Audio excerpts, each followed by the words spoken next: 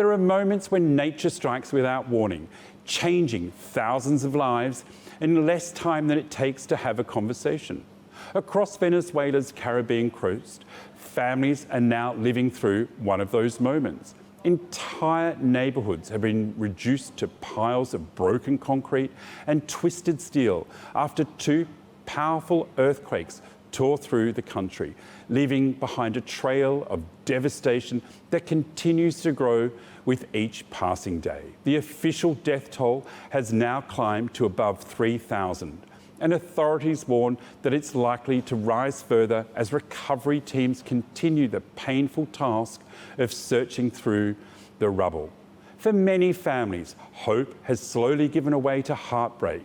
The desperate sound of rescuers calling into collapsed buildings has been replaced by the quieter, more painful work of recovering those who never made it home. Parents search for children. Children wait for news of parents. Brothers, sisters and neighbours all stand together, clinging to memories while facing an uncertain future.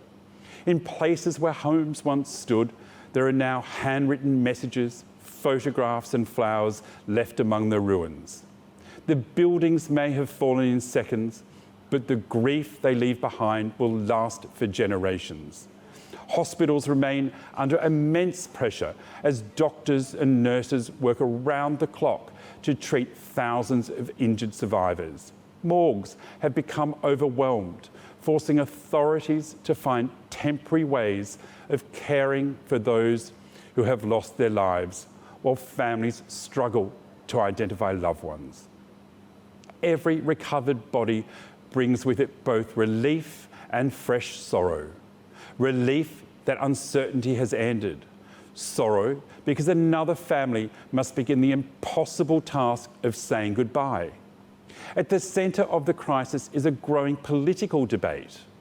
Venezuela's interim president, Delcy Rodriguez, has defended the government's emergency response, insisting rescue teams and resources were deployed immediately after the earthquake struck.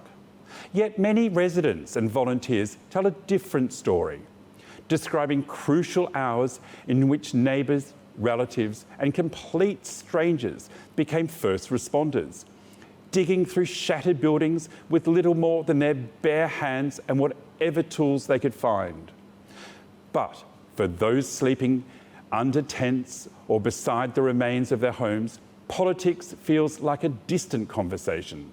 Their immediate concerns are far more basic: clean water, safe shelter, medicine and food, and the chance to recover the body of someone they love. The opportunity simply to begin again. Natural disasters have a way of exposing both fragility and the strength of humanity.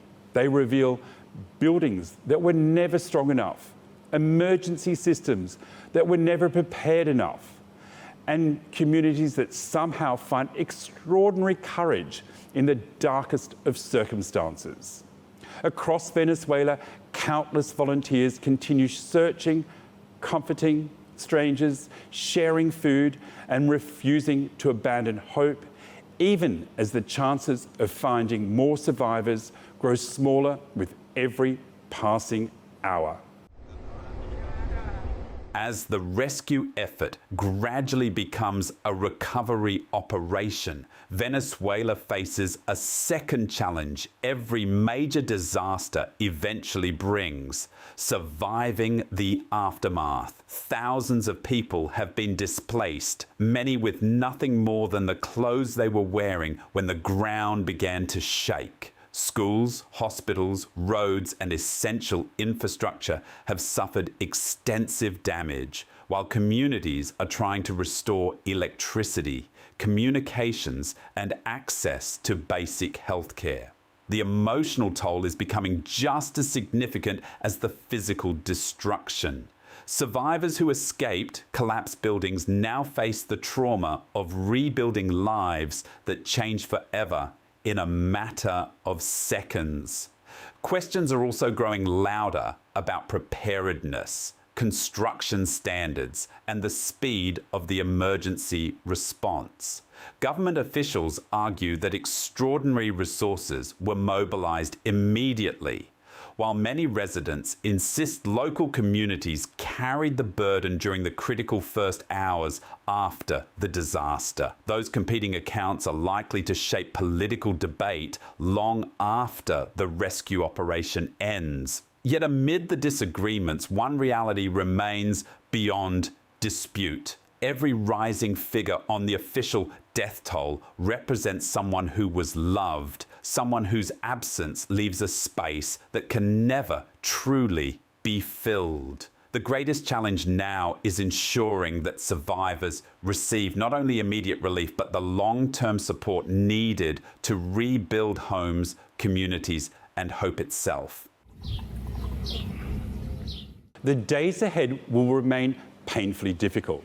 Recovery teams are expected to continue finding victims beneath collapsed buildings, meaning the death toll is likely to rise before it begins to stabilise. As attention gradually shifts from rescue to reconstruction, the true measure of success will not simply be how quickly buildings are rebuilt, but how effectively families are supported through the months and years ahead.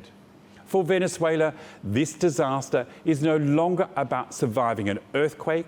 It is about rebuilding trust, restoring communities, and helping a grieving nation find the strength to move forward.